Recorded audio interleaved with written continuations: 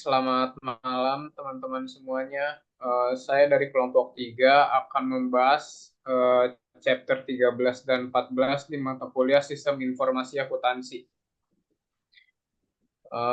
Sebelumnya saya dari kelompok 3, perkenalkan saya sendiri Fernando, yang kedua ada Sujanto, ketiga Wulansari, dan yang terakhir ada Nurul Fadia.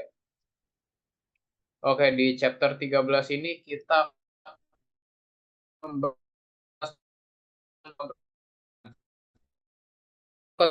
dan integritas pemrosesan adalah dua konsep penting dalam keamanan informasi dan teknologi yang berfokus pada menjaga integritas data dan memastikan ketersediaan sistem dan layanan.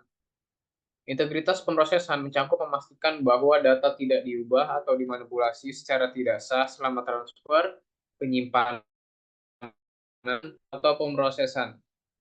Ada beberapa cara untuk memastikan integritas pemrosesan, seperti enkripsi, tanda tangan digital, atau metode pengawasan dan pengendalian akses yang tepat.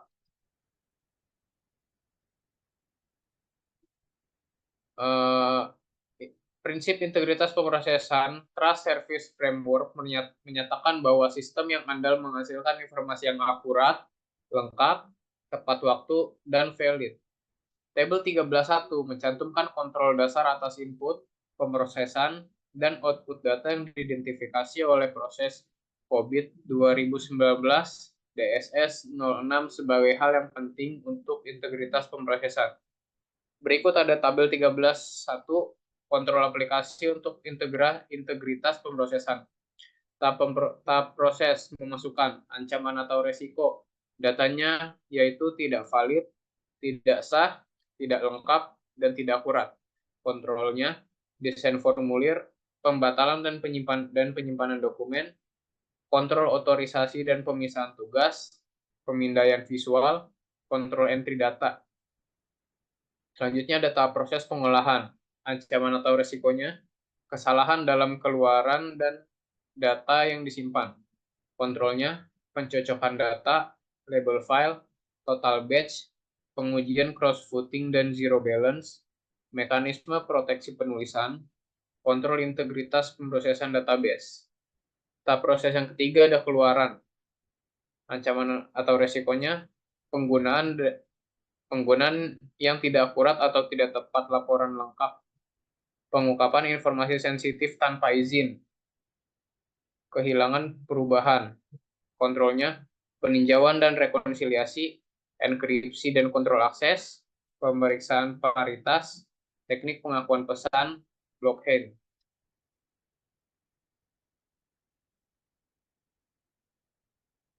Kontrol pemasukan. Kontrol juga diperlukan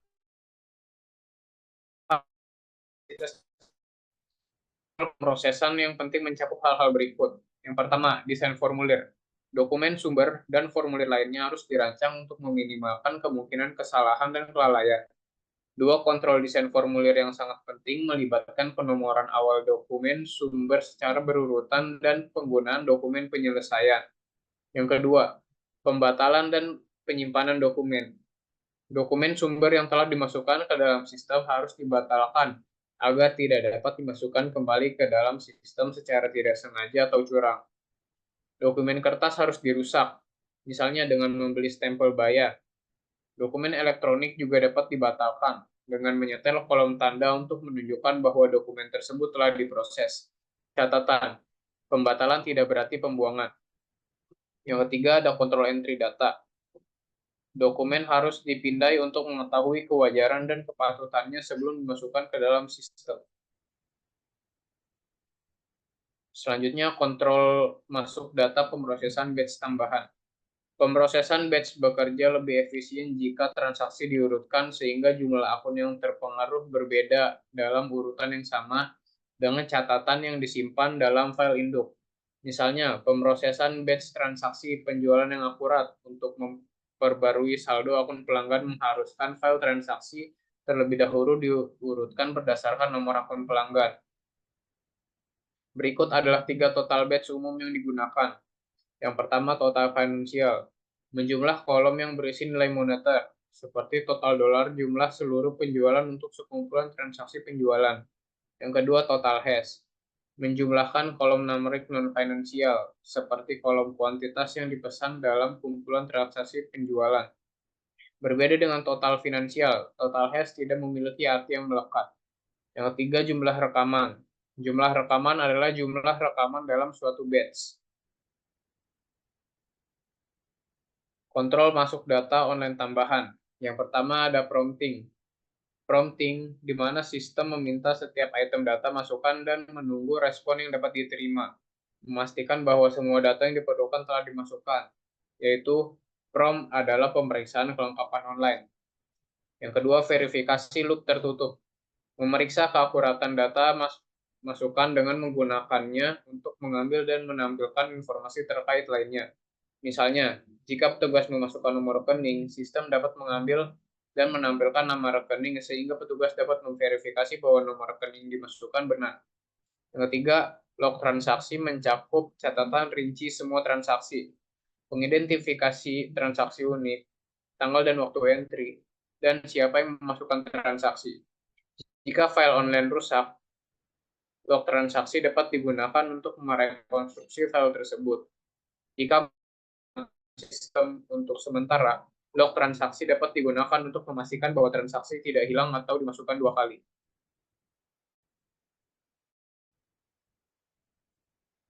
Kontrol pengolahan. Kontrol juga diperlukan untuk memastikan data yang diproses dengan benar. Kontrol pemrosesan mencakup yang pertama pencocokan data, yang kedua label file, yang ketiga perhitungan ulang total batch, yang keempat uji cross-putting dan uji keseimbangan nol, yang kelima mekanisme perlindungan penulisan, dan yang terakhir kontrol pembaruan secara bersamaan. Oke, untuknya akan dilanjutkan oleh rekan saya Sujarto.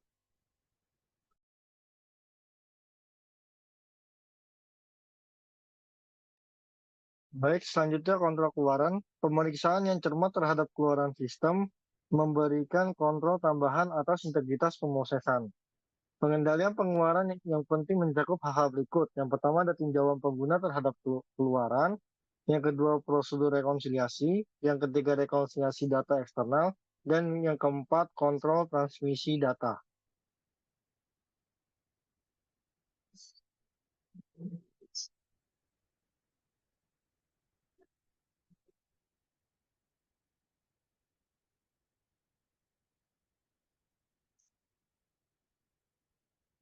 Selanjutnya ada ketersediaan. Gangguan pada proses bisnis akibat tidak tersedianya sistem atau informasi dapat menimbulkan kerugian finansial yang cukup besar. Tujuan utamanya adalah untuk meminimalkan risiko downtime sistem, namun tidak mungkin menghilangkan sepenuhnya risiko downtime. Oleh karena itu, organisasi juga memerlukan pengendalian yang dirancang untuk memungkinkan dimulainya kembali operasi normal dengan cepat setelah suatu peristiwa mengganggu ketersediaan sistem. Tabel 13-2 merangkum pengendalian utama yang terkait dengan kedua tujuan tersebut. Tujuan yang pertama adalah untuk meminimalkan risiko downtime sistem. Kontrol kuncinya ada yang pertama pemeliharaan preventif, yang kedua toleransi kesalahan, ketiga lokasi dan desain pusat data, yang keempat pelatihan, dan yang kelima manajemen patch dan perangkat lunak antivirus. Terus tujuan yang kedua adalah pemulihan yang cepat dan menyeluruh serta dimulainya kembali pemrosesan normal. Kontrol kuncinya ada tiga. Yang pertama prosedur pencadangan, yang kedua rencana pemulihan bencana atau DRP, yang ketiga rencana kelangsungan bisnis atau BCP.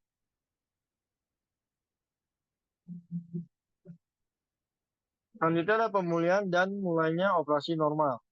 Pengendalian preventif yang dibahas pada bagian sebelumnya dapat meminimalkan, namun tidak sepenuhnya menghilangkan risiko downtime sistem, kerusakan perangkat keras, masalah perangkat lunak, atau kesalahan manusia dapat menyebabkan data tidak dapat diakses. Misalnya perangkat RID dapat mengalami kegagalan besar sehingga membuat semua drive tidak berguna.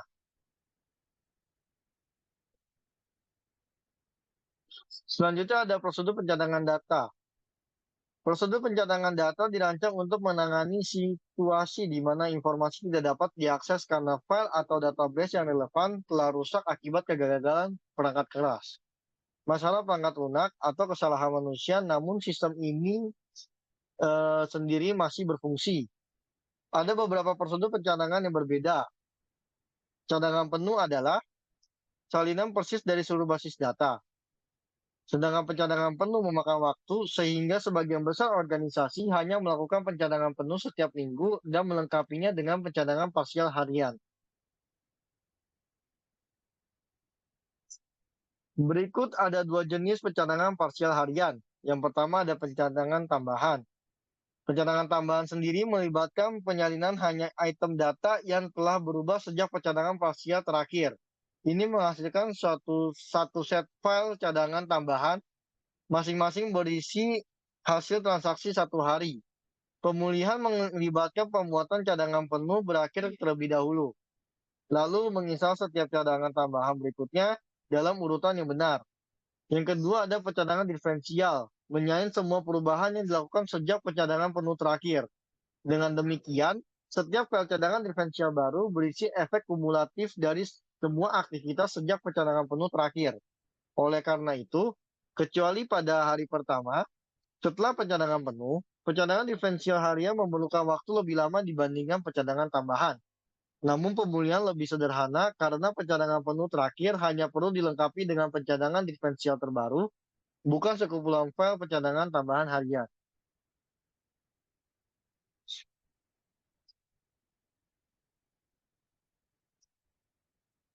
Pemulihan bencana dan perencanaan keberlanjutan usaha. Pencadangan dirancangkan untuk memitigasi masalah ketika satu atau lebih file atau database rusak karena perangkat keras, perangkat lunak, atau kesalahan manusia. Rencana pemulihan bencana dan rencana kelangsungan bisnis dirancang untuk memitigasi masalah yang lebih serius.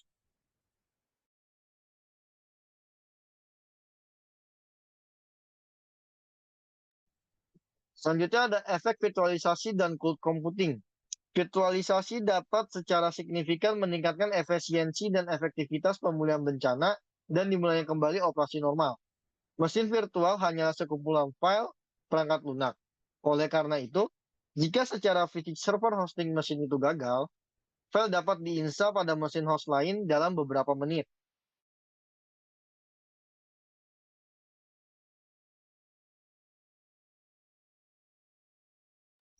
Selanjutnya ada di chapter 14, itu membahas tentang siklus pendapatan, penjualan hingga pengumpulan kas.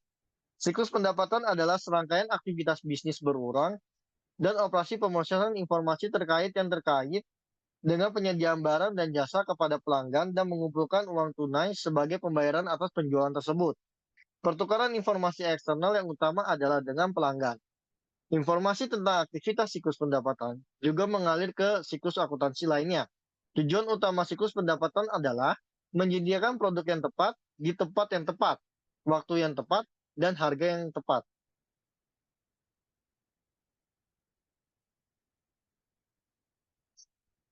Baik, selanjutnya akan dilanjutkan oleh teman saya, Wulan Sari.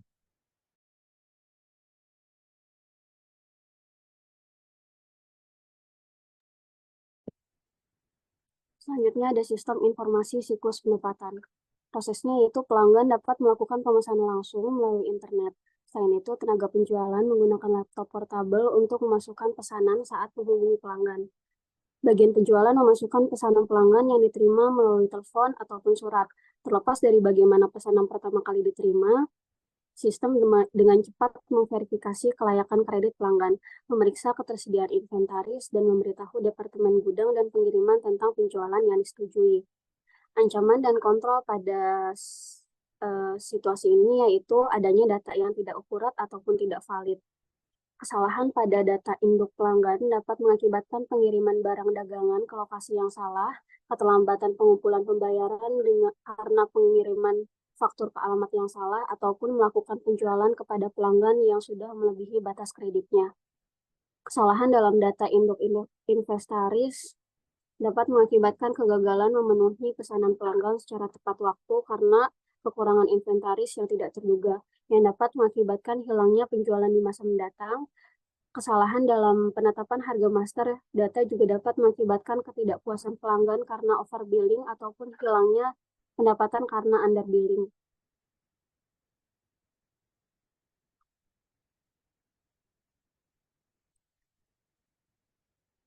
Selanjutnya ada entry pesanan penjualan. Siklus pendapatan dimulai dengan diterimanya pesanan dari pelanggan. Departemen penjualan yang melapor kepada Wakil Presiden Pemasaran biasanya melakukan proses entry pesanan penjualan, namun semakin banyak pelanggan yang memasukkan sebagian besar data ini melalui formulir di etalase situs web perusahaan. Proses entry data pesanan penjualan memerlukan 3 langkah. Yang pertama, menerima pesanan pelanggan, selanjutnya memeriksa dan menyetujui kredit pelanggan, dan yang terakhir memeriksa ketersediaan inventaris.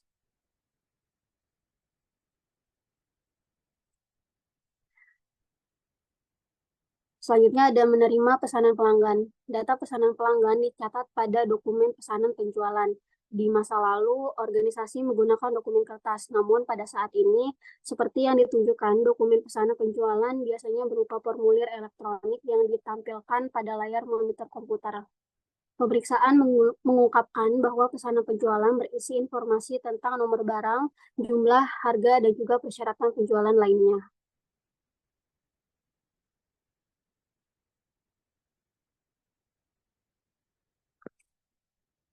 Proses dari menerima pesanan pelanggan yaitu secara tradisional pesanan pelanggan dimasukkan ke dalam sistem oleh karyawan.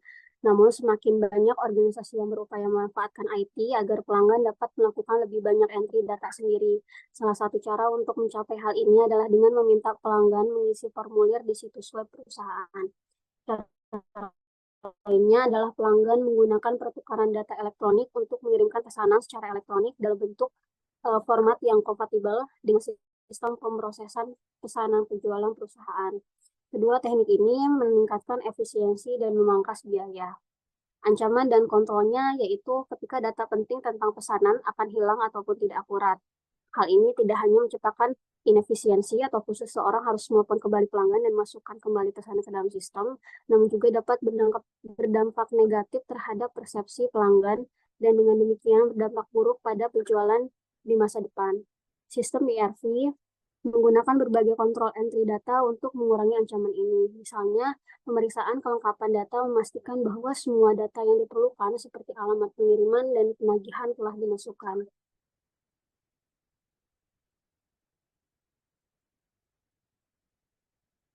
Selanjutnya, persetujuan kredit. Sebagian besar penjualan bisnis ke bisnis dilakukan secara kredit. Oleh karena itu, ancaman siklus pendapatan lainnya adalah kemungkinan terjadinya penjualan yang kemudian menjadi tidak tertagih.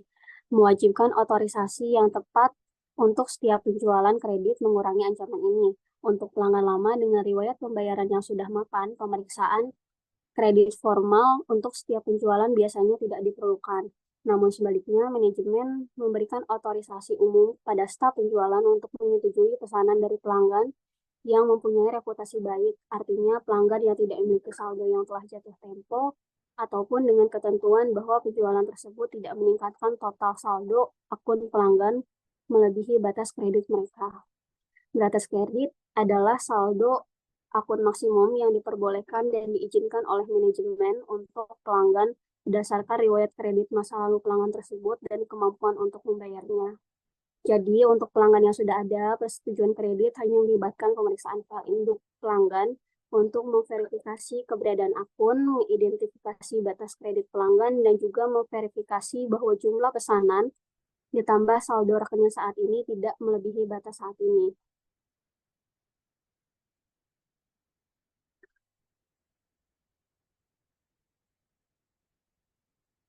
Sistem AOI memungkinkan pemesanan dan pembayaran yang lancar dan juga efisien.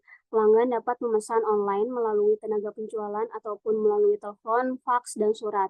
Sistem memverifikasi kredit, memeriksa inventaris, dan memberitahu gudang dan pengiriman. Karyawan memasukkan data aktivitas secara real-time, memperbarui situasi inventaris, program faktur batch menghasilkan faktur kertas ataupun elektronik setiap malam. Pelanggan dapat membayar dengan cek ataupun transfer elektronik, bank mengirimkan file data pengiriman uang setiap hari, dan juga sistem memperbarui saldo rekening kas dan pelanggan.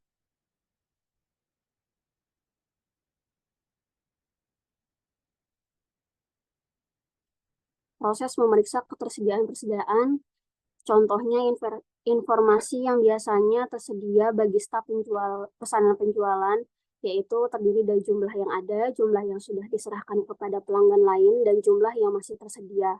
Jika persediaan tersedia cukup untuk memenuhi pesanan penjualan, maka pesanan penjualan selesai. Dan bidang kuantitas tersedia dalam file inventaris untuk setiap barang yang dipesan dikurangi dengan jumlah barang yang dipesan. Departemen pengiriman, pengendalian inventaris, dan penagihan kemudian diberitahu tentang penjualan tersebut, dan pengakuan dapat dikirimkan kepada pelanggan. Namun jika persediaan yang tersedia tidak mencukupi untuk memenuhi pesanan awal yang mengizinkan pembelian ataupun produksi barang-barang tersebut harus dibuat kembali. Di perusahaan manufaktur, pembuatan pesanan kembali melibatkan pemberitahuan ke departemen produksi untuk memulai produksi barang yang diminta. Sementara di perusahaan retail, departemen pembelian akan diberitahu tentang perlunya memesan barang yang dibutuhkan.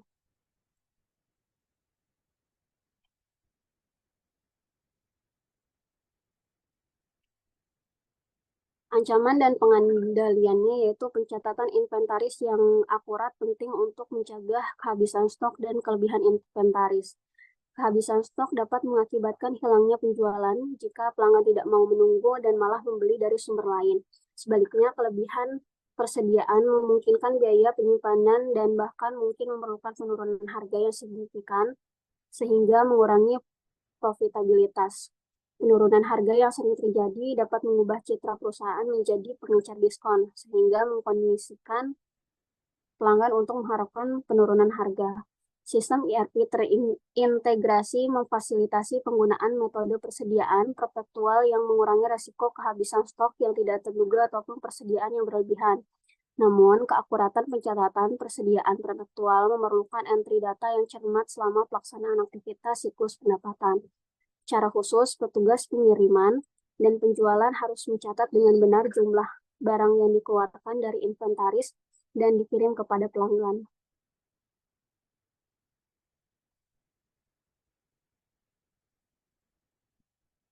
Selanjutnya akan dijelaskan oleh Nurul.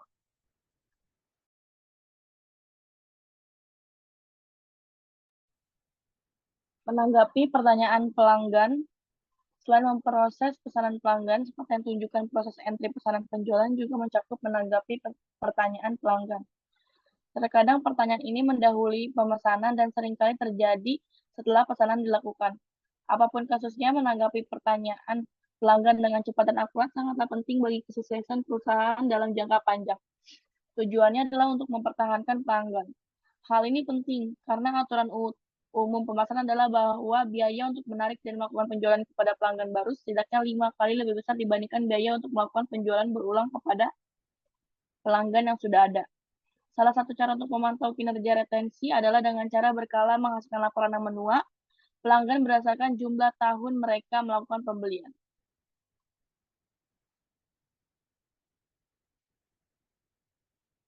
Selanjutnya, pengiriman.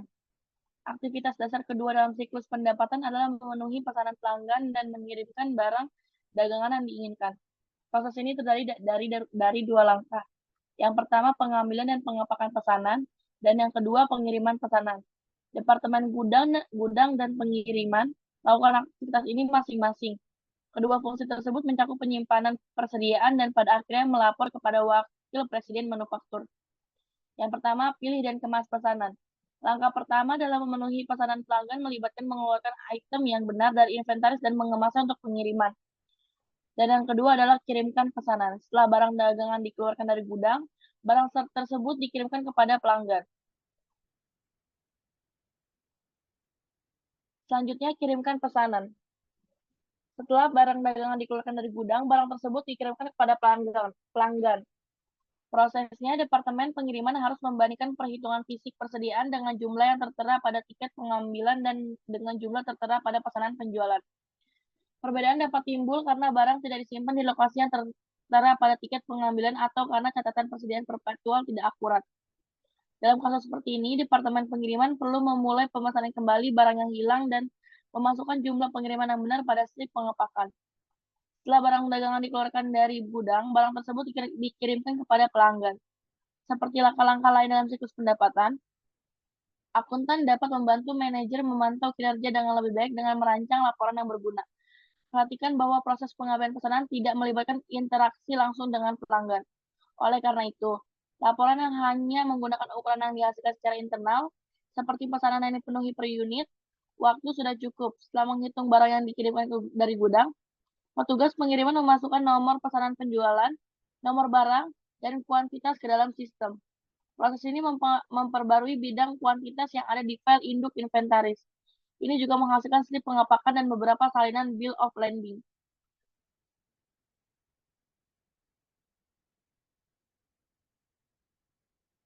Selanjutnya, kirimkan pesanan. Ancaman dan pengendalian dari kirimkan pesanan itu ada dua masalah potensial adalah pencurian dan kesalahan pengiriman. Kita telah membahas berbagai pengendalian untuk mengurangi ancaman pencurian di bagian sebelumnya. Rekonsiliasi rutin informasi tentang pengiriman dengan pesanan penjualan memungkinkan deteksi tepat waktu atas keterlambatan atau kegagalan pengiriman barang kepada pelanggan. Selain itu, sistem RFID dapat memberikan informasi real-time mengenai status pengiriman dan dengan demikian memberikan informasi tambahan tentang kemungkinan penundaan. Jika penjual mengetahui bahwa pengiriman akan terlambat, pemberitahuan segera dapat membantu pelanggan merevisi rencananya. Biaya untuk menyediakan pemberitahuan tersebut minimal, terutama jika dilakukan melalui email atau IM. Namun upaya ini kemungkinan besar akan meningkatkan kepuasan dan loyalitas pelanggan secara signifikan.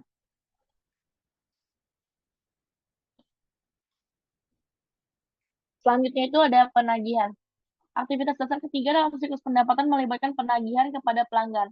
Hal ini melibatkan dua tugas yang terpisah namun berkaitan erat. Pembuatan faktur dan pemutakhiran piutang yang dilakukan oleh dua unit terpisah dalam Departemen Akuntansi. Yang pertama, faktur. Penagihan yang akurat dan tepat waktu untuk barang dagangan yang dikirimkan sangatlah penting. Aktivitas invoice hanyalah aktivitas pemrosesan informasi yang mengemas ulang dan merangkum informasi dari aktivitas entry pesanan penjualan dan pengiriman. Hal ini memerlukan informasi dari Departemen Pengiriman yang mengidentifikasi barang dan jumlah yang dikirimkan dan informasi tentang harga dan persyaratan penjualan khusus dari Departemen Penjualan. Yang kedua yaitu piutang, menjaga piutang. Fungsi piutang dagang yang melapor kepada pengontrol melakukan dua tugas dasar.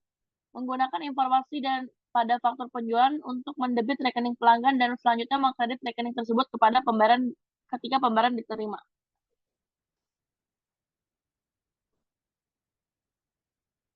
Faktur. Penagihan yang akurat dan tepat waktu untuk barang dagangan yang dikirimkan sangatlah penting.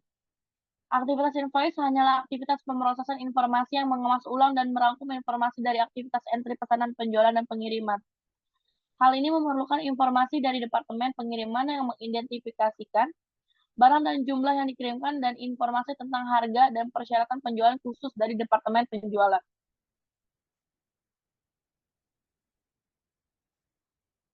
Menjaga piutang. Fungsi piutang dagang yang melapor kepada pengontrol melakukan dua tugas dasar. Menggunakan informasi pada faktur penjualan untuk mendebit rekening pelanggan dan selanjutnya mengkredit rekening tersebut ketika pembayaran diterima. Dua cara dasar untuk mengelola piutang dan metode faktur tersebut terbuka dan metode saldo maju. Kedua metode tersebut berbeda dalam hal kapan pelanggan mengirimkan pembayaran. Bagaimana pembayaran tersebut diterapkan untuk memperbarui file induk piutang dan format laporan bulanan yang dikirimkan kepada pelanggan. Yang pertama, metode faktur terbuka. Pelanggan biasanya membayar sesuai dengan setiap faktur, biasanya dua salinan faktur dikirimkan kepada pelanggan yang diminta mengembalikan satu salinan bersama pembayaran. Salinan ini adalah dokumen penyelesaian yang disebut sarana pengiriman uang. Pembayaran pelanggan kemudian diterapkan pada faktur tertentu.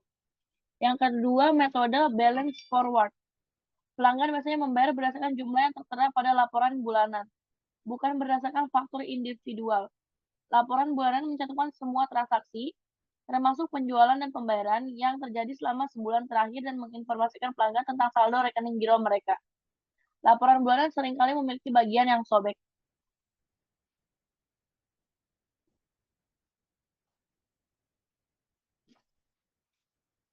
Selanjutnya, pengumpulan uang tunai. Tujuan utama dari fungsi pengumpulan kas adalah untuk mengamankan pengiriman uang kepada pelanggan. Prosedur pengendalian khusus harus diterapkan karena uang tunai sangatlah mudah dicuri. Pemisahan tugas adalah prosedur pengendalian yang paling efektif untuk mengurangi risiko pencurian tersebut.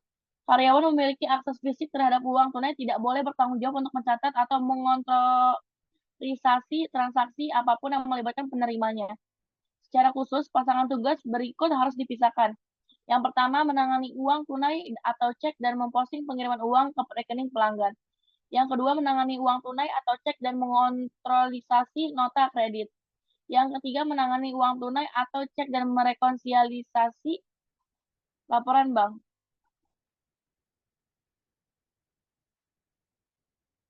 Sekian presentasi dari kelompok kami. Kurang lebihnya mohon maaf. Selamat malam. Oke, selamat malam teman-teman semuanya. Saya akan melanjutkan presentasi di chapter 15 dan 16 di mata kuliah Sistem Informasi Akuntansi. Sebelumnya perkenalkan kembali, ada saya sendiri, Fernando, yang kedua ada Sujanto, ketiga Wulansari, dan yang keempat Nurul Fadia. Oke, di chapter 15 kita akan membahas tentang siklus pengeluaran.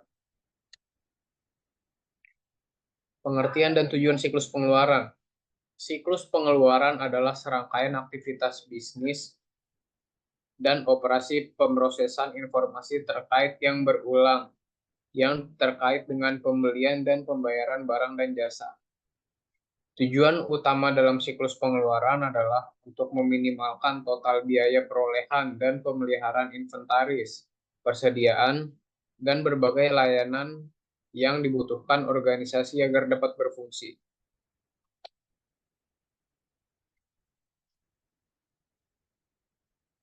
Sistem informasi siklus pengeluaran. Aktivitas-aktivitas dalam siklus pengeluaran merupakan cerminan dari aktivitas-aktivitas dasar yang dilakukan dalam siklus pendapatan. Keterkaitan erat antara aktivitas siklus pengeluaran, pembelian, dan aktivitas siklus pendapatan penjual mempunyai implikasi penting bagi desain sistem informasi akuntansi kedua belah pihak, khususnya dengan menerapkan pengembangan TI baru untuk merekayasa ulang aktivitas siklus pengeluaran. Perusahaan menciptakan peluang bagi pemasok untuk merekayasa ulang aktivitas siklus pendapatan mereka. Sebaliknya, penggunaan TI untuk mendesain ulang siklus pendapatan perusahaan dapat menciptakan peluang bagi pelanggan untuk mengubah siklus pengeluaran mereka sendiri. Faktanya, perubahan dalam operasi suatu perusahaan mungkin memerlukan perubahan serupa dalam operasi perusahaan lain yang berbisnis dengan perusahaan tersebut. Misalnya, produsen mobil besar dan banyak pengecer besar seperti Walmart mengharuskan pemasok mereka untuk mengirimkan faktur melalui pertukaran data elektronik atau EDI, atau mereka tidak akan berbisnis dengan mereka. Konsekuensinya, pemasok tersebut harus memodifikasi proses siklus pendapatan mereka untuk memasukkan penggunaan EDI. Prosesnya, Departemen Pengendalian Inventaris (AOE) memiliki tanggung jawab utama untuk memastikan jumlah bahan dan persediaan yang memadai. Departemen manapun dapat mengajukan permintaan pembelian barang. Setelah permintaan pembelian disetujui, sistem mencari file induk inventaris untuk mengidentifikasi pemasok pilihan untuk barang tersebut. Sistem kemudian membuat pesanan pembelian yang dikirim pemasok melalui EDI. Jika perlu, salinan kertas dicetak dan dikirimkan. Departemen penerima memiliki akses ke file pesanan pembelian terbuka sehingga dapat merencanakan dan memverifikasi validitas pengiriman. Hutang usaha diberitahukan tentang pesanan sehingga dapat merencanakan komitmen keuangan yang tertunda. Departemen yang membuat daftar permintaan pembelian juga diberitahu bahwa permintaannya telah disetujui. Pemasok besar mengirimkan pemberitahuan elektronik mengenai pengiriman yang akan datang, sehingga AOE dapat merencanakan untuk memiliki staf yang memadai untuk memproses pengiriman yang masuk di gudangnya. Ketika kiriman tiba, pekerja dermaga penerima menggunakan sistem pemrosesan penyelidikan untuk memverifikasi bahwa pesanan diharapkan dari pemasok tersebut. Ancaman dan kontrol. Seluruh aktivitas siklus pengeluaran bergantung pada database terintegritas yang berisi informasi tentang pemasok, inventaris, dan aktivitas pembelian. Oleh karena itu, ancaman umum pertama adalah data master yang tidak akurat atau tidak valid. Kesalahan dalam data induk pemasok dapat mengakibatkan pemesanan dari pasok yang tidak disetujui dengan pembelian bahan dengan kualitas rendah, pengiriman yang tidak tepat waktu, pengiriman pembayaran ke alamat yang salah, dan penipuan pencairan dana ke pemasok fiktif. Kesalahan dalam data induk inventaris dapat mengakibatkan penundaan produksi karena kekurangan bahan utama yang tidak terduga atau pembelian yang tidak perlu dan kelebihan inventaris. Kesalahan dalam data induk pembelian dapat mengakibatkan pembelian tidak sah dan kegagalan dalam memanfaatkan diskon yang dinegosiasikan. Penting juga untuk membatasi akses ke data induk siklus pengeluaran dan mengkonfigurasi sistem sehingga karyawan yang berwenang yang dapat melakukan perubahan pada data master. Hal ini memerlukan perubahan konfigurasi default peran karyawan dalam sistem ERP untuk memisahkan tugas-tugas yang tidak kompatibel dengan tepat.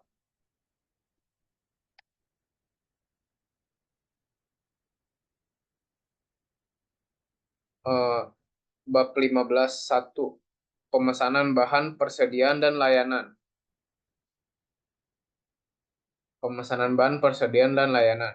Aktivitas bisnis besar dalam siklus pengeluaran adalah pemesanan inventaris, persediaan, atau jasa. Hal ini melibatkan identifikasi terlebih dahulu apa, kapan, dan berapa banyak yang akan dibeli. Lalu memilih dari pemasok mana yang akan dibeli. Pencatatan inventaris yang tidak akurat dapat menimbulkan masalah yang signifikan bagi organisasi. Oleh karena itu, akuntan dan profesional sistem perlu memahami praktik terbaik untuk mengelola inventaris. Proses. Pendekatan tradisional dalam mengelola persediaan adalah dengan menjaga stok yang cukup, sehingga produksi dapat dilanjutkan tanpa gangguan bahkan jika penggunaan persediaan lebih besar dari yang diperkirakan atau jika pemasok terlambat melakukan pengiriman. Pendekatan tradisional ini sering disebut dengan pendekatan kuantitas pesanan ekonomis atau EOQ, karena didasarkan pada penghitungan ukuran pesanan optimal untuk meminimalkan jumlah biaya pemesanan, penyimpanan, dan kehabisan persediaan. Biaya pemesanan mencakup semua biaya yang terkait dengan pemrosesan transaksi pembelian. Biaya penyimpanan adalah biaya yang terkait dengan penyimpanan ketersediaan. Biaya kehabisan persediaan adalah biaya yang diakibatkan oleh kekurangan persediaan, seperti hilangnya penjualan atau penundaan produksi. Perencanaan kebutuhan material atau diperlukan meningkatkan keakuratan teknik perkiraan untuk menjadwalkan pembelian dengan lebih baik guna memenuhi rencana produksi. Sistem persediaan just in time atau JIT berupaya meminimalkan, jika tidak menghilangkan seluruhnya, persediaan barang jadi dengan membeli dan memproduksi barang hanya sebagai respon terhadap penjualan aktual, bukan penjualan yang diperkirakan. Untuk selanjutnya akan dibacakan rekan saya, Sujanto.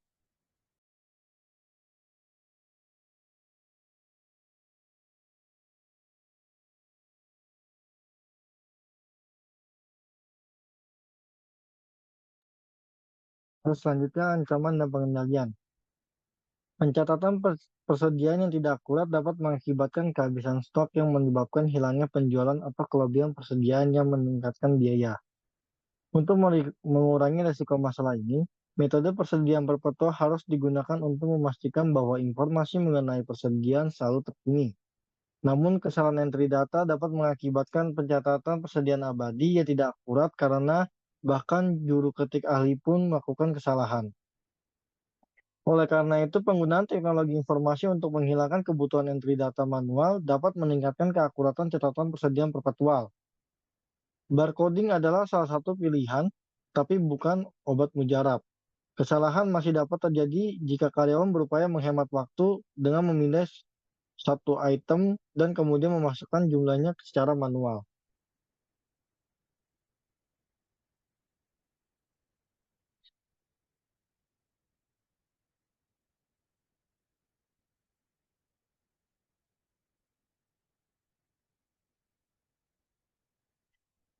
Selanjutnya memilih pemasok. Setelah kebutuhan untuk membeli telah diidentifikasi, langkah selanjutnya adalah memilih pemasok. Agen pembelian biasanya melakukan tugas ini. pada perusahaan manufaktur seperti AOE, fungsi pembelian erat kaitannya dengan siklus produksi. Ada beberapa faktor yang harus dipertimbangkan ketika memilih pemasok. Ada 3, yaitu pertama harga, kedua kualitas bahan, dan yang ketiga keandalan dalam melakukan pengiriman.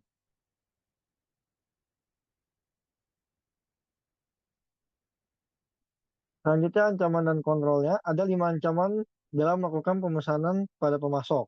Yang pertama melibatkan pembelian barang dengan harga yang melambung. Yang kedua, daftar harga untuk barang yang sering dibeli harus disimpan di komputer dan dikonsultasikan ketika pesanan dibuat. Yang ketiga, penawaran tertulis yang kompetitif harus diminta untuk produk-produk berbiaya tinggi dan terspesifikasi. Dan yang keempat, pesanan pembelian harus ditinjau. Yang kelima, anggaran.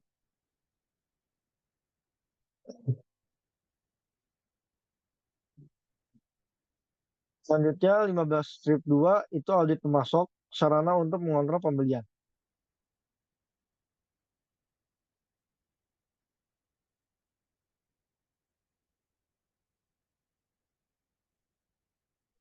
Penerimaan.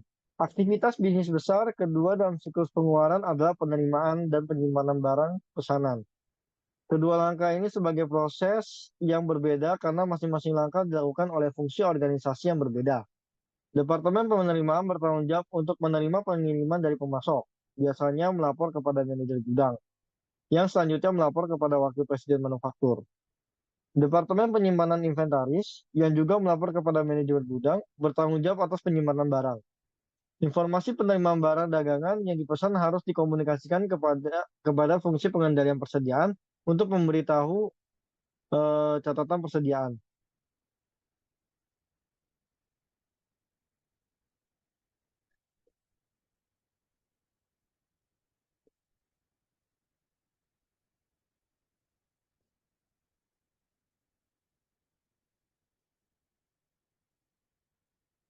Selanjutnya ada prosesnya. Ketika pengiriman tiba, petugas penerima membandingkan nomor pesanan pembelian yang disebutkan pada slip pengepakan pemasok dengan file pesanan pembelian yang terbuka. Unit memverifikasi bahwa barang yang telah dipesan. Petugas penerima kemudian menghitung jumlah barang yang dikirim dan memeriksa tanda-tanda kerusakan yang nyata. Petugas penerima mendokumentasikan semua pada laporan penerimaan, termasuk tanggal penerimaan, pengirim, pemasok, dan nomor pesanan pembelian. Untuk setiap barang yang diterima, laporan penerimaan menunjukkan nomor barang, deskripsi, satuan ukuran, dan kuantitas. Laporan penerimaan juga memuat ruang untuk mengidentifikasi orang yang menerima dan memeriksa barang serta keterangan mengenai mutu barang yang diterima. 3 kemungkinan pengecualian pada proses ini adalah yang pertama menerima barang dalam jumlah berbeda dari jumlah yang dipesan. Yang kedua menerima barang rusak. Atau yang ketiga menerima barang dengan kualitas lebih rendah yang gagal dalam pemeriksaan.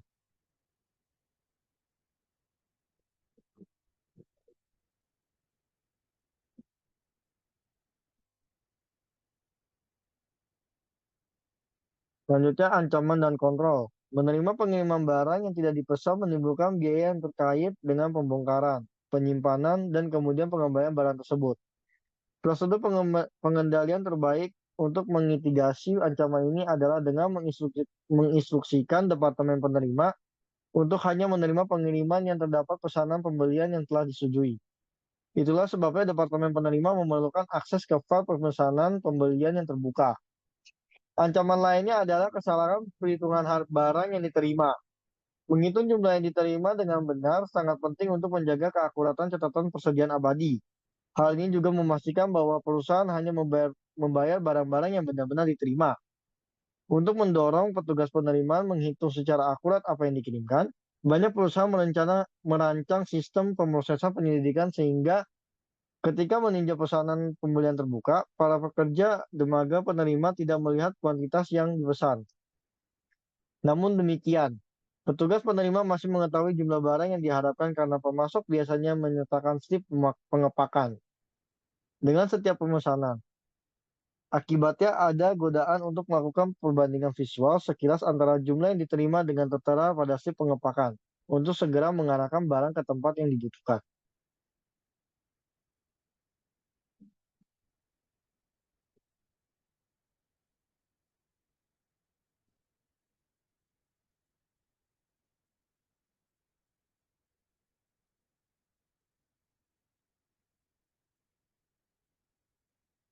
Selanjutnya 15 ketiga menyetujui faktur pemasok.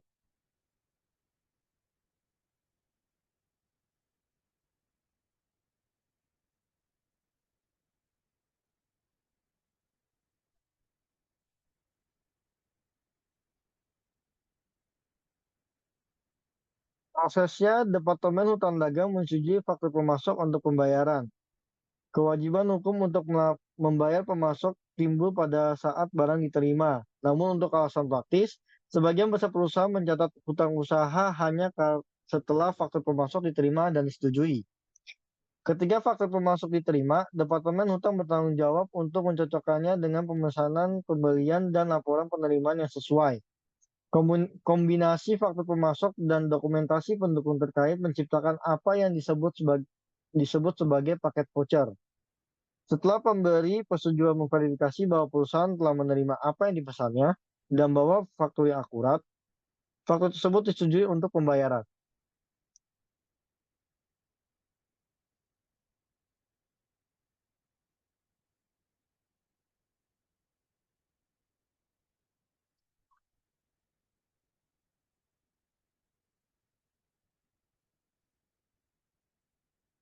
Ada dua cara untuk memproses faktur pemasok yang disebut. Yang pertama sistem non-voucher dan yang kedua sistem voucher. Sistem non-voucher, setiap faktur yang disetujui atau bersama dengan dokumentasi pendukung diposting ke catatan masing-masing pemasok ke dalam file hutang dan kemudian disimpan ke dalam file faktur terbuka. Ketika cek ditulis untuk membayar faktur, paket vouchernya dihapus dari file tersebut.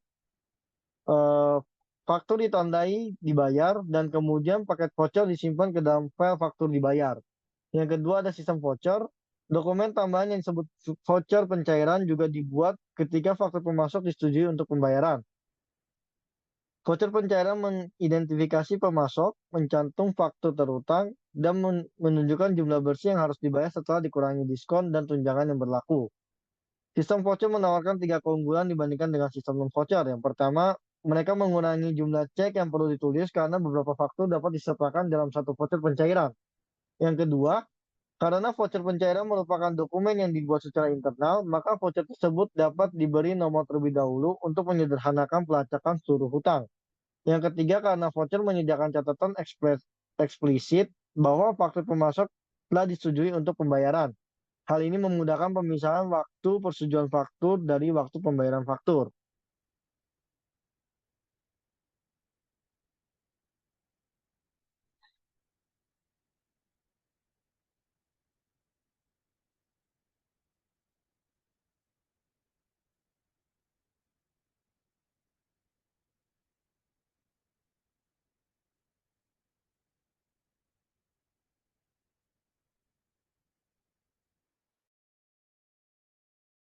Ya, ada ancaman dan kontrol.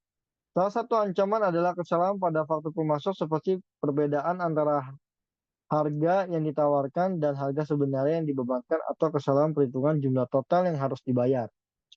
Konsekuensinya, keakuratan matematis faktur pemasok harus diverifikasi dan harga serta jumlah tercantum di dalamnya dibandingkan dengan yang ditunjukkan pada pemesanan pembelian dan laporan penerimaan. Untuk pembelian kartu pengadaan, pengguna diharuskan menyimpan tanda terima dan memverifikasi keakuratan laporan bulanan. Penerapan pendekatan IRS menghilangkan potensi kesalahan dalam faktur pemasok karena perusahaan membayar dengan mencocokkan jumlah barang yang diterima dengan harga yang ditawarkan saat barang dipesan. Bahkan dengan IRS, biaya pengangkutan memerlukan pertimbangan khusus karena kompleksitasnya menciptakan banyak peluang terjadinya kesalahan.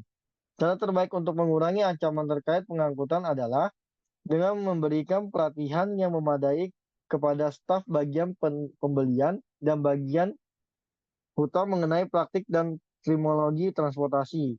Misalnya, jika kontrak pembelian menyatakan pengangkutan penuh diperbolehkan, maka pemasok bertanggung jawab atas biaya pengangkutan.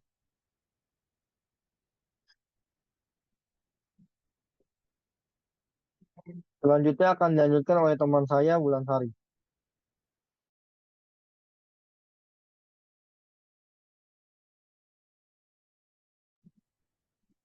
Ya, selanjutnya ada capture 15.4 tentang pencairan tunai.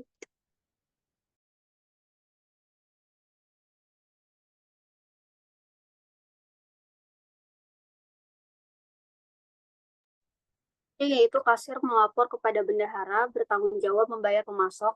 Hal ini memisahkan fungsi penitipan yang dilakukan oleh kasir dari fungsi otorisasi dan pencatatan yang masing-masing dilakukan oleh Departemen Pembelian dan Hutang. Pembayaran dilakukan ketika hutang dagang mengirimkan paket voucher ke kasir.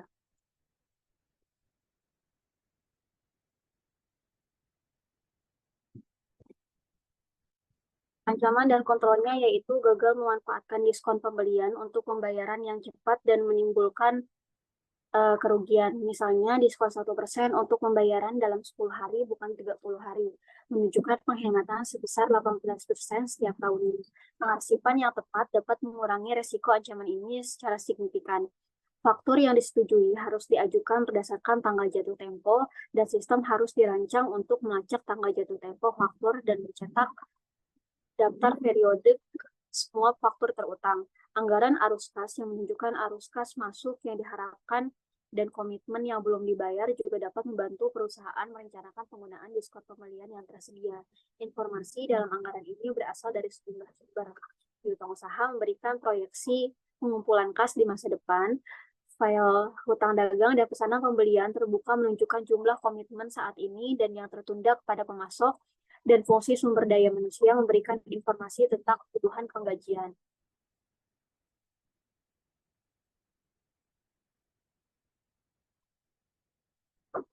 Selanjutnya ada capture 16. Di sini membahas tentang siklus produksi.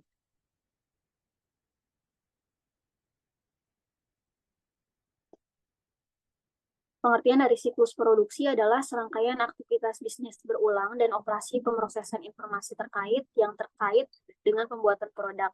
Aktivitas ini bergantung pada dan memperbarui database terintegrasi yang berisi data master tentang spesifikasi produk dan inventaris, baik barang jadi maupun bahan baku. Ancaman dalam siklus produksi yang pertama, resiko data master yang tidak akurat ataupun tidak valid yang dapat mengakibatkan penetapan biaya produk dan penelitian persediaan yang salah.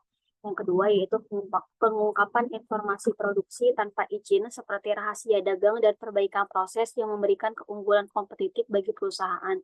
Dan yang terakhir yaitu hilangnya atau hancurnya data produksi, basis data siklus produksi harus dilindungi dari kehilangan ataupun kerusakan yang disengaja maupun tidak disengaja.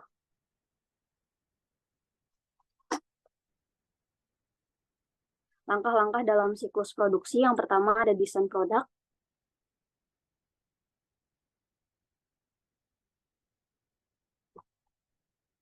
Proses dari desain produk menghasilkan dua keluaran. Yang pertama yaitu bill of material adalah menentukan nomor bagian, deskripsi, dan kuantitas setiap komponen yang digunakan dalam produk jadi. Yang kedua adalah daftar operasi yang merinci urutan langkah-langkah yang harus diikuti dalam pembuatan produk, peralatan apa yang harus digunakan, dan berapa lama waktu yang dibutuhkan untuk setiap langkah. Alat seperti perangkat lunak manajemen siklus hidup produk atau PLM dapat membantu meningkatkan efisiensi dan efektivitas proses desain produk. Perangkat lunak PLM terdiri dari 3 komponen utama. Yang pertama, perangkat lunak desain berbantuan komputer atau CID untuk merancang produk baru, perangkat lunak manufaktur digital yang mensimulasikan bagaimana produk tersebut akan diproduksi, dan perangkat lunak manajemen data produk yang menyimpan semua data yang terkait dengan produk.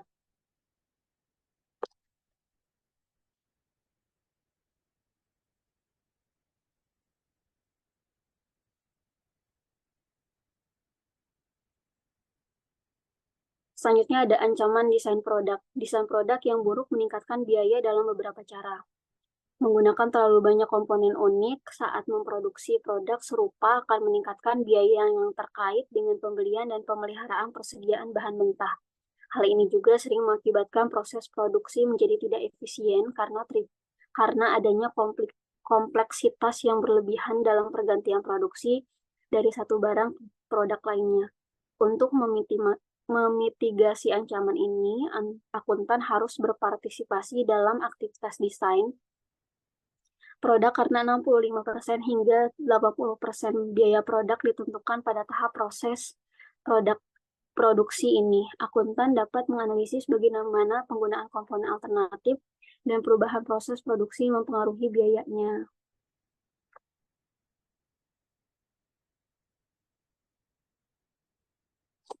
Selanjutnya akan dijelaskan oleh Nurul. Oke, selanjutnya itu ada perencanaan dan penjadwalan.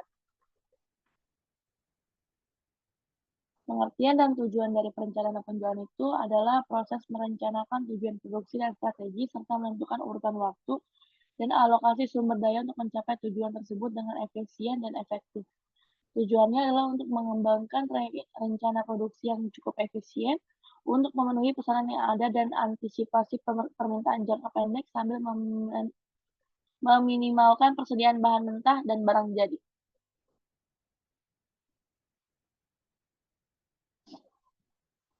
Metode perencanaan produksinya itu terdapat dua metode. Yang pertama itu perencanaan sumber daya manufaktur atau MRP2, merupakan perpanjangan dari perencanaan yang kebutuhan bahan yang berupaya menyeimbangkan kapasitas produksi yang ada dan kebutuhan bahan mentah untuk memenuhi perkiraan permintaan penjualan. Sistem MRP2 sering disebut sebagai push manufacturing karena barang diproduksi sesuai ekspektasi permintaan pelanggan. Yang kedua, land manufacturing, merupakan prinsip sistem inventaris just in time ke seluruh proses produksi yang bertujuan untuk meminimalkan atau menghilangkan persediaan bahan mentah, barang dalam proses, dan barang jadi. Land manufacturing sering disebut sebagai full manufacturing karena barang diproduksi sebagai respons terhadap permintaan pelanggan. Selanjutnya, ancaman utama dari perencanaan dan penjualan itu, aktivitas perencanaan dan penjadwalan adalah kelebihan atau kekurangan produksi. Produksi berlebihan dapat mengakibatkan pasokan barang melebihi permintaan jangka pendek sehingga menimbulkan potensi masalah arus kas karena sumber daya terikat pada persediaan. Produksi berlebih juga meningkatkan risiko persediaan menjadi usang. Sebaliknya, produksi yang kurang dapat mengakibatkan hilangnya penjualan dan ketidakpuasan pelanggan karena kurangnya ketersediaan barang yang diinginkan.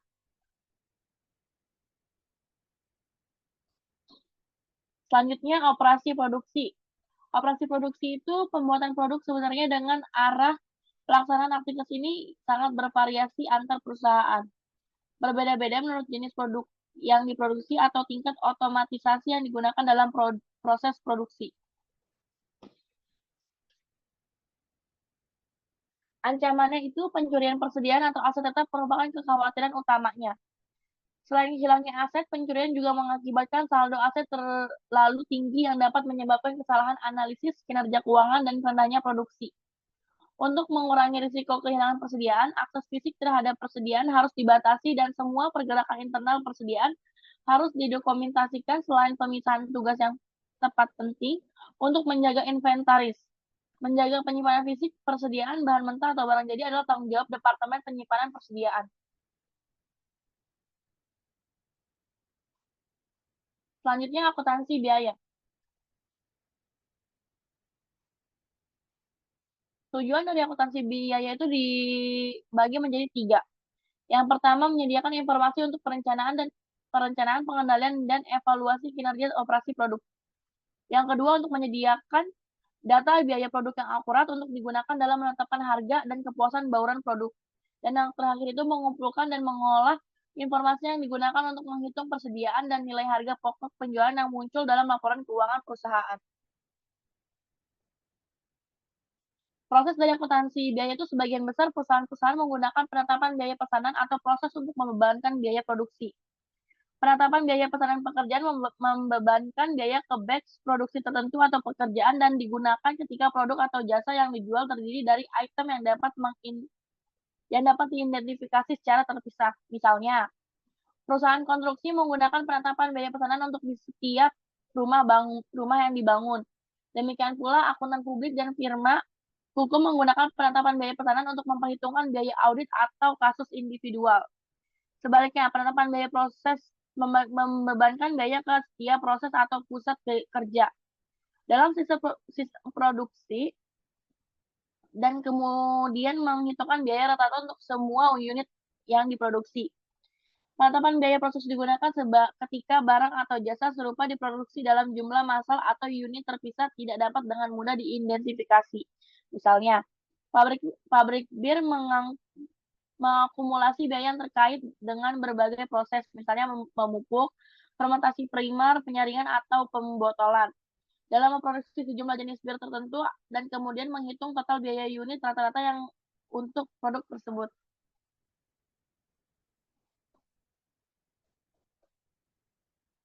Sekian presentasi dari kelompok kami, kurang lebihnya mohon maaf, selamat malam. Baik, selamat malam. Kami dari kelompok 3 akan melanjutkan chapter 17 dan 18 di mata kuliah Sistem Informasi Akuntansi. Di chapter 17 kita akan membahas tentang manajemen sumber daya manusia dan penguatan.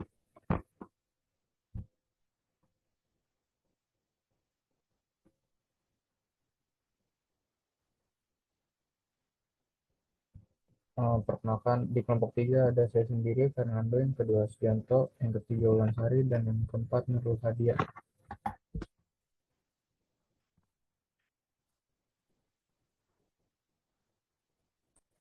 Siklus manajemen sumber daya manusia (SDM) pengkajian adalah serangkaian aktivitas bisnis berulang dan operasi pemrosesan data yang terkait dengan pengelolaan tenaga kerja karyawan secara efektif. Tugas yang lebih penting antara lain sebagai berikut. Yang pertama, merekrut pegawai baru. Yang kedua, pelatihan. Ketiga, penugasan pekerjaan. Keempat, kompensasi atau penggajian. Kelima, evaluasi kinerja. Dan yang terakhir, pemberhentian karyawan karena pemutusan hubungan secara sukarela atau tidak sukarela. Bab ini berfokus terutama pada sistem penggajian karena akuntan secara tradisional bertanggung jawab atas fungsi ini. Kita mulai dengan menjelaskan desain sistem manajemen sumber daya manusia atau penggajian yang terintegrasi dan mendiskusikan pengendalian dasar yang diperlukan untuk memastikan bahwa sistem tersebut memberikan informasi yang dapat diandalkan kepada manajemen dan mematuhi peraturan pemerintah. Kemudian kami menjelaskan secara rinci masing-masing aktivitas dasar siklus penggajian. Kami menyimpulkan dengan diskusi mengenai pilihan untuk melakukan outsourcing fungsi penggajian dan sumber daya manusia.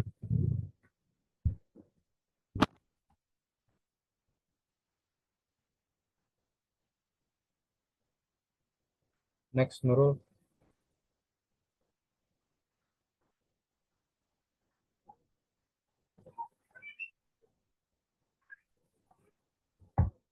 Untuk memanfaatkan karyawan organisasi secara efektif, sistem SDM atau penggajian harus mengumpulkan dan menyimpan informasi yang dibutuhkan manajer untuk menjawab pertanyaan pernyataan berikut. Yang pertama, berapa banyak karyawan yang dibutuhkan organisasi untuk mencapai rencana strategisnya? Yang kedua, karyawan mana yang memiliki keterampilan khusus? Yang ketiga, keterampilan apa yang kurang tersedia? Keterampilan apa yang kelebihan pasokan? Yang keempat, seberapa efektif program pelatihan yang ada dalam mempertahankan dan meningkatkan karyawan tingkat keterampilan? Yang kelima, apakah kinerja secara keseluruhan meningkat atau menurun? Dan yang terakhir, apakah ada masalah dengan pergantian, keterlambatan, atau ketidakhadiran? Menggunakan pengetahuan dan keterampilan karyawan harus lebih efektif. Banyak organisasi yang telah berinvestasi dalam sistem manajemen pengetahuan. Sistem manajemen pengetahuan tidak hanya berfungsi sebagai direktori yang mengidentifikasi bidang yang dimiliki oleh masing-masing karyawan, tetapi juga menangkap dan menyimpan pengetahuan tersebut sehingga dapat dibagikan dan digunakan oleh orang lain. Sistem manajemen pengetahuan dapat meningkatkan produktivitas secara signifikan. Misalnya, perusahaan konsultan profesional seringkali memberikan layanan serupa kepada banyak klien berbeda. Perangkat lunak memungkinkan konsultan solusi mereka terhadap masalah tertentu dalam database bersama. Seringkali solusi tersebut dapat digunakan sebagai template untuk memenuhi kebutuhan klien lain. Penggunaan kembali pengetahuan seperti itu menghemat waktu dalam keterlibatan di masa depan. Akses ke database bersama juga memungkinkan karyawan untuk belajar dari rekan kerja yang tersebar secara geografis dan telah mempunyai pengalaman sebelumnya dalam menangani masalah tertentu.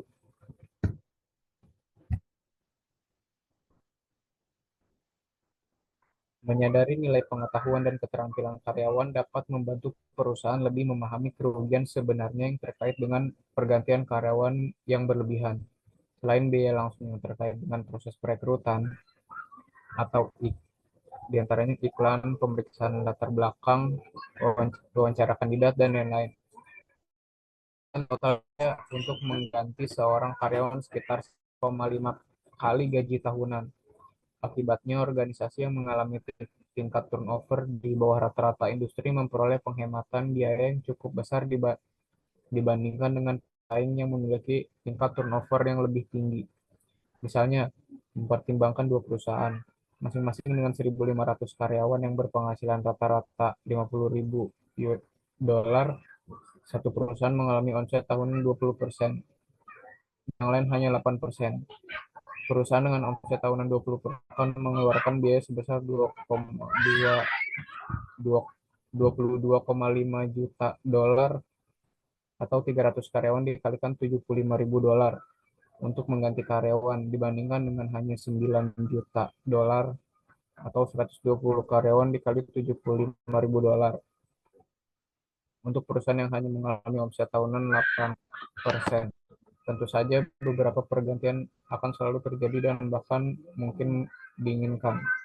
Misalnya, organisasi konsultan profesional secara tradisional mendorong tingkat turnover tertentu karena mereka yakin hal tersebut memberikan sumber ide-ide baru yang penting. Kuncinya adalah mengendalikan dan mengatur tingkat turnover agar tidak berlebihan. Semangat kerja karyawan juga penting. Semangat kerja karyawan sial ketika hal itu mengakibatkan pergantian karyawan. Sebaliknya, semakin banyak bukti bahwa semangat kerja karyawan yang tinggi memberikan keuntungan finansial karena meningkatkan kualitas layanan yang diberikan kepada pelanggan. Memang benar, penelitian telah menemukan korelasi positif antara sikap karyawan dan kinerja keuangan, khususnya di industri yang sangat kompetitif.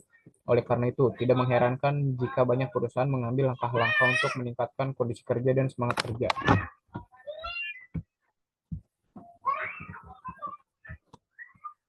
Ancaman dan kontrolnya. Yang pertama, data master yang tidak akurat atau tidak valid. Yang kedua, pengungkapan informasi sensitif yang tidak sah. Tiga, hilangnya atau hancurnya data master. Yang keempat, memperkerjakan karyawan yang tidak memenuhi syarat atau melakukan pemberian. Dan yang kelima, pelanggaran hukum dan peraturan yang berlaku mengenai perekrutan dan pemberhentian karyawan secara benar. Untuk slide selanjutnya akan dibacakan rekan saya, Sujanto. Selanjutnya aktivitas siklus penggajian. Update database master payroll. Departemen Sumber Daya Manusia bertanggung jawab atas perubahan internal seperti perekrutan, pemecatan, dan kenaikan gaji. Sedangkan Departemen Penggajian memperbarui informasi pajak dan pemotongan gaji lainnya. Meskipun penggajian diproses secara batch, Departemen Sumber Daya Manusia memiliki akses online untuk memperbarui database induk penggajian secara real-time. Catatan karyawan yang berhenti bekerja tetap disimpan untuk keperluan laporan pajak akhir tahun. Beberapa ancaman terhadap data penggajian termasuk perubahan data yang tidak sah dan pembaruan data yang tidak akurat. Untuk memitigasi ancaman ini, diterapkan pemisahan tugas yang ketat, kontrol akses sistem, dan pengendalian integritas pemrosesan. Pemisahan tugas memastikan bahwa hanya orang yang berwenang yang dapat mengubah data penggajian. Kontrol akses sistem dibatasi akses ke data tersebut dan pengendalian integritas pemrosesan memverifikasi keakuratan data. Penerapan kontrol yang tepat ini membantu menjaga integritas data penggajian dan mencegah penipuan serta kesalahan.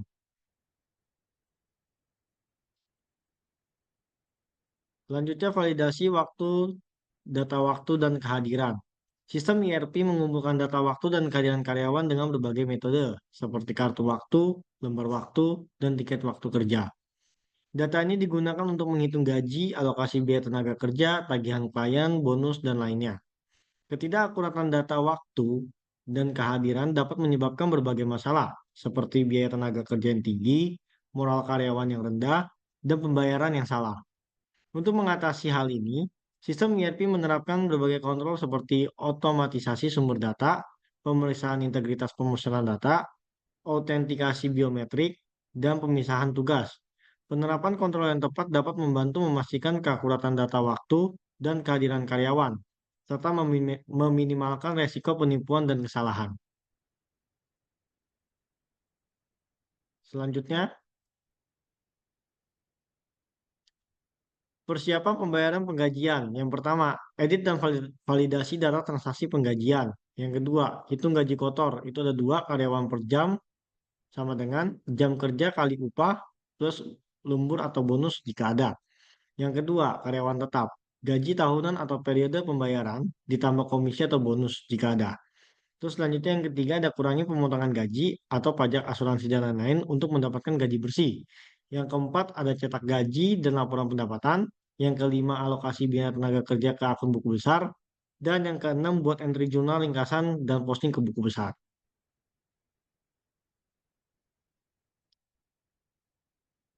Opsi pengalih-dayaan Biro Layanan Penggajian dan Organisasi Pengusahaan Profesional. Di sini, dalam upaya mengurangi biaya, banyak organisasi melakukan outsourcing fungsi penggajian dan sumber daya manusia mereka ke Biro Layanan Penggajian dan Organisasi Pemberi Kerja Profesional. Biro Layanan Penggajian memelihara data induk penggajian untuk setiap kliennya dan memproses penggajian untuk mereka. Organisasi pemberi kerja profesional atau PEO tidak hanya memproses penggajian tetapi juga menyediakan layanan HRM seperti desain dan administrasi tunjangan karyawan. Karena mereka menyediakan layanan yang lebih sempit, biro layanan penggajian umumnya lebih murah dibandingkan PEO. Di sini ada biro layanan penggajian dan PEO sangat menarik bagi usaha kecil dan menengah karena alasan berikut. Ada 3 alasannya ya. Yang pertama ada mengurangi biaya, kedua manfaat yang lebih luas, dan yang ketiga mengosongkan sumber daya komputer. Nah, karena basis keunggulan kompetitif semakin bergantung pada keterampilan dan pengetahuan karyawan, pengelolaan fungsi penggajian dan sumber daya manusia yang efektif dan efisien menjadi semakin penting. Pengalih-dayaan dapat memberikan cara untuk mengurangi biaya, namun perusahaan perlu memantau kualitas layanan secara hati-hati untuk memastikan bahwa sistem outsourcing secara efektif mengintegrasikan data sumber daya manusia dan penggajian dengan cara yang mendukung manajemen karyawan yang efektif.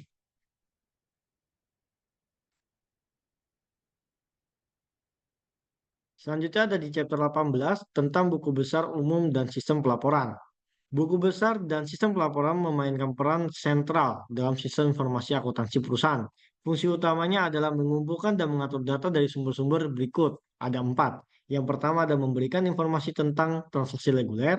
Yang kedua, bendahara memberikan informasi tentang aktivitas pendanaan dan investasi seperti penerbitan dan penghentian instrumen utang dan ekuitas serta pembelian atau penjualan sekuritas investasi. Yang ketiga ada Departemen Anggaran menyediakan nomor anggaran. Dan yang terakhir ada pengontrol membuat jurnal penyesuaian.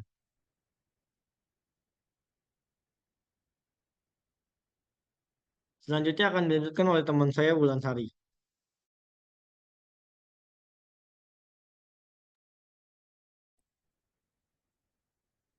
Oke, selanjutnya ada buku besar dan sistem pelaporan.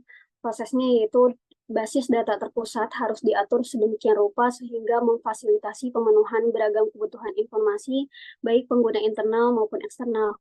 Manajer memerlukan informasi rinci dan tepat waktu mengenai hasil operasi di bidang tanggung jawabnya. Investor dan kreditor menginginkan laporan keuangan berkala dan pembaruan tepat waktu untuk membantu mereka menilai kinerja organisasi. Berbagai lembaga pemerintah juga mewajibkan persyaratan informasi yang spesifik. Untuk memenuhi berbagai kebutuhan ini, buku besar dan sistem pelaporan tidak hanya menghasilkan laporan berkala, tetapi juga mendukung pertanyaan online. Ancaman umum yang pertama yang adalah data buku besar yang tidak akurat ataupun tidak valid. Data buku besar yang tidak akurat dapat mengakibatkan laporan menyesatkan yang menyebabkan manajer mengambil keputusan yang salah. Demikian pula kesalahan dalam laporan keuangan yang diberikan kepada kreditor, investor, dan lembaga pemerintah dapat menyebabkan para pemangku kepentingan mengambil keputusan yang salah. Selain itu, kesalahan dalam pelaporan keuangan dan laporan yang diberikan kepada pemangku kepentingan eksternal juga dapat mengakibatkan denda dan reaksi negatif dari pasar modal.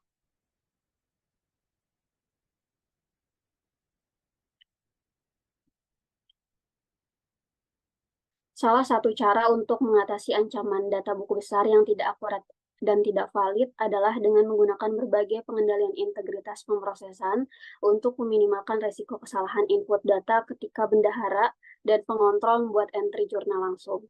Penting juga untuk membatasi akses ke buku besar dan mengkonfigurasi sistem sehingga hanya karyawan yang berwenang yang dapat melakukan perubahan. Oleh karena itu, autentikasi multifaktor harus digunakan untuk membatasi akses di buku besar. Selain itu, kontrol otorisasi atau matriks kontrol akses dan uji kompatibilitas juga harus digunakan untuk membatasi fungsi yang dapat digunakan setiap pengguna yang sah.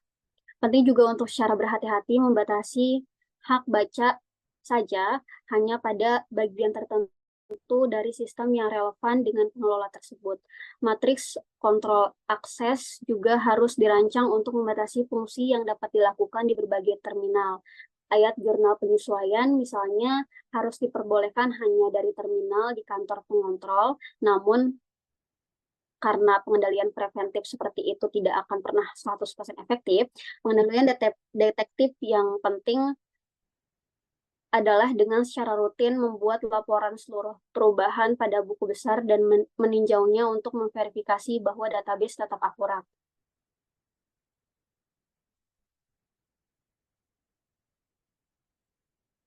Ancaman umum yang kedua dalam siklus buku besar dan pelaporan adalah pengungkapan informasi keuangan tanpa izin.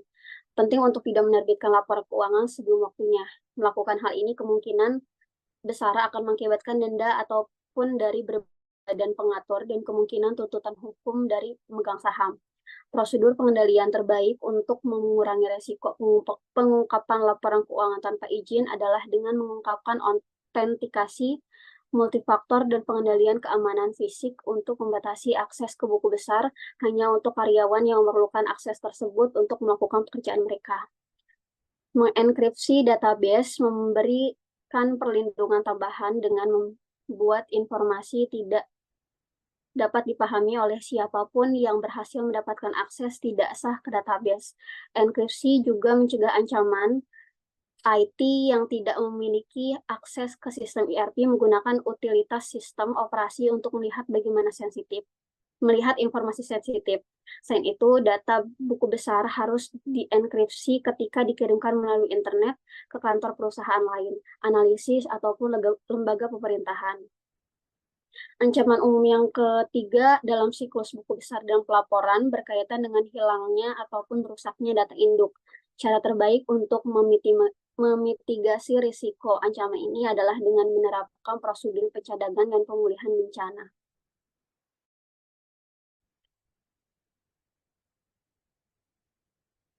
Selanjutnya ada menyiapkan laporan keuangan. Prosesnya yaitu sistem ERP memperbarui buku besar secara otomatis dengan jurnal entry dari dua sumber.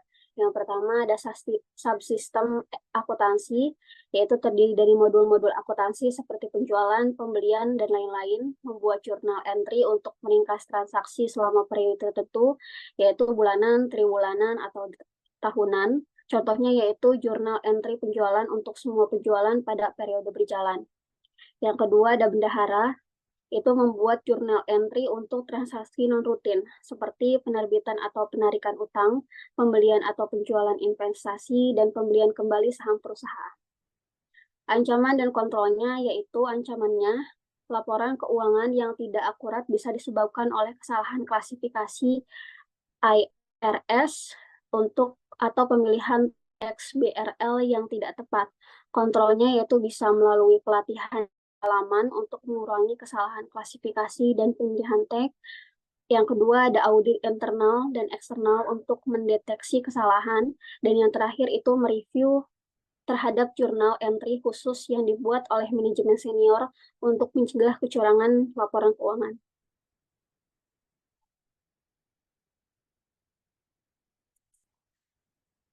Selanjutnya ada posting jurnal penyesuaian. Prosesnya yaitu jurnal penyesuaian berasal dari kantor pengontrol.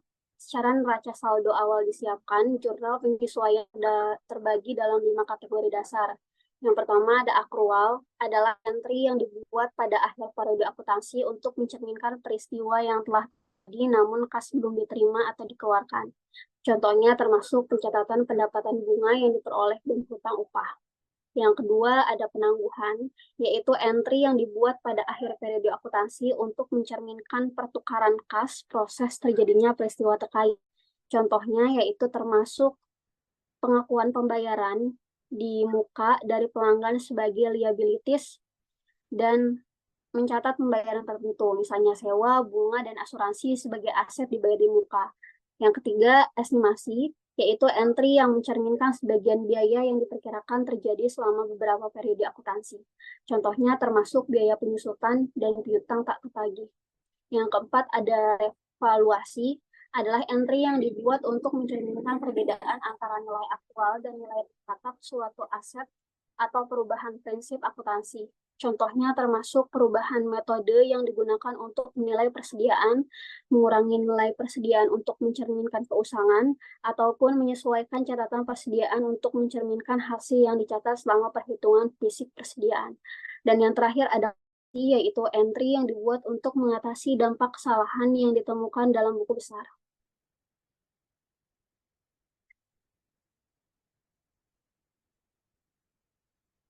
Ancaman dan kontrol. Entry jurnal penyesuaian yang tidak akurat dan tidak sah merupakan ancaman yang perlu diatasi karena dapat menghasilkan laporan keuangan yang salah, sehingga menghasilkan keputusan yang buruk. Untuk mengurangi risiko kesalahan masukan, jenis pengendalian integritas pemrosesan entry data yang sama untuk mencegah ancaman kesalahan entry jurnal oleh bendahara juga harus diterapkan pada entry jurnal penyesuaian yang dibuat oleh pengontrol. Namun seringkali entry jurnal penyesuaian dihitung dalam spreadsheet. Oleh karena itu, penting juga untuk menerapkan berbagai pengendalian perlindungan kesalahan spreadsheet untuk meminimalkan resiko kesalahan. Pengendalian tambahan diberikan dengan membuat file entry menyesuaikan standar untuk entry penyesuaian berulang yang dibuat setiap periode, seperti biaya penyusutan. File entry penyesuaian standar meningkatkan akurasi input dengan menghilangkan kebutuhan untuk berulang kali memasukkan jenis entry jurnal yang sama. Hal ini juga mengurangi resiko lupa membuat jurnal penyesuaian berulang sehingga menjamin kelengkapan masukan. Kontrol akses yang kuat mengurangi resiko entry penyesuaian yang tidak sah. Selain pengembalian preventif sebelumnya, rekonsiliasi berkala dan jejak audit menyediakan sarana untuk mendeteksi penyesuaian yang tidak sah ataupun tidak akurat.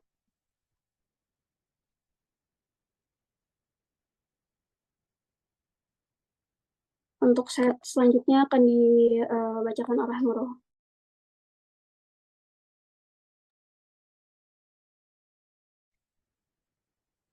Perbaruan buku besar.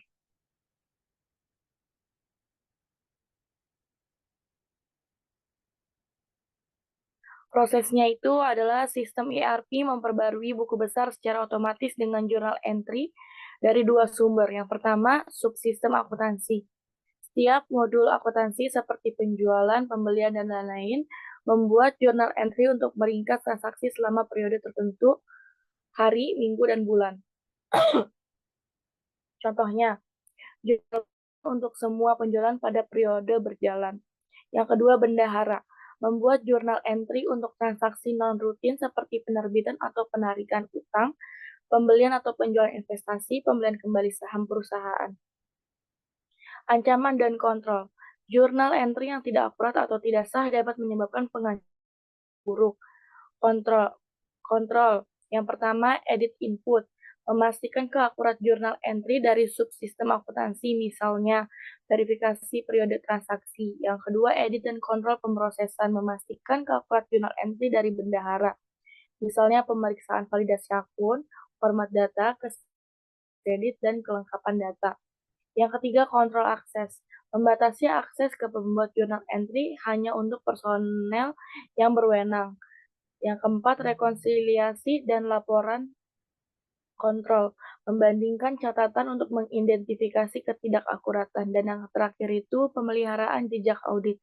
Melacak semua perubahan untuk investigasi. Selanjutnya, menghasilkan laporan manajerial. Aktivitas terakhir pada sistem buku besar dan pelaporan adalah menghasilkan berbagai laporan manajerial termasuk anggaran. Sistem ERP seperti dapat menghasilkan sejumlah anggaran untuk membantu manajer merencanakan dan mengevaluasi kinerja. Anggaran operasional menggambarkan pendapatan dan pengeluaran yang direncanakan untuk setiap unit organisasi. Anggaran belanja modal menunjukkan rencana arus kas masuk dan keluar untuk setiap proyek modal. Anggaran arus kas membandingkan perkiraan arus kas masuk dari operasi dengan pengeluaran yang direncanakan dan digunakan untuk menentukan kebutuhan pinjaman. Selain anggaran, kemampuan pemrosesan penyelidikan sistem ERP memungkinkan manajer dengan mudah membuat laporan kinerja dalam jumlah yang hampir tidak terbatas. Misalnya, penjualan dapat dikelompokkan berdasarkan produk, tenaga penjualan, dan pelanggan. Menampilkan data dalam grafik dapat membantu manajer dengan cepat mengidentifikasi tren dan hubungan penting serta area yang memerlukan analisis lebih rinci. Angkutan harus memahami cara menggunakan kemampuan pelaporan dan grafik fleksibel dari sistem ERP, sehingga mereka dapat menambah nilai dengan menyarankan cara alternatif untuk mengatur dan menganalisis data tentang proses bisnis.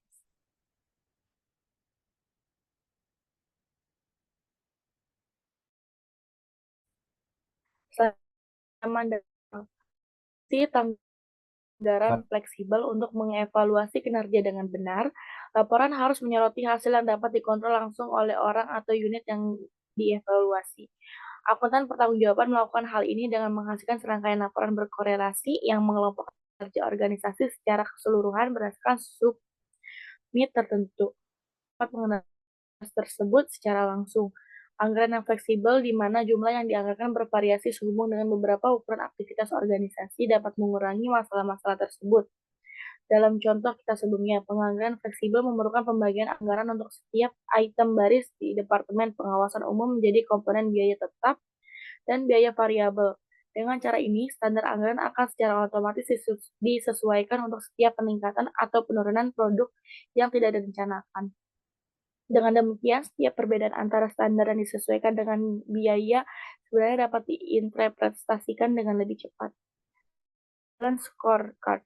Balance Scorecard sebuah laporan yang memberikan perspektif mengenai kinerja organisasi menjawab masalah tersebut. Meskipun Balance Scorecard dapat pada awalnya dikembangkan sebagai alat manajemen strategis, namun Balance Scorecard juga dapat digunakan sebagai sarana untuk mengelola risiko perusahaan dengan lebih baik dengan menggabungkan tujuan dan ukuran berbasis risiko yang tepat dalam berbagai dimensi. Yang terakhir, meskipun sejumlah kartu skor, dashboard, dan laporan lain diperlukan untuk mendukung manajemen yang efektif, organisasi harus memantau jumlah total laporan dan biaya yang terkait dengan pembuatan laporan tersebut. Sekian presentasi dari kelompok kami, kurang lebihnya selamat malam.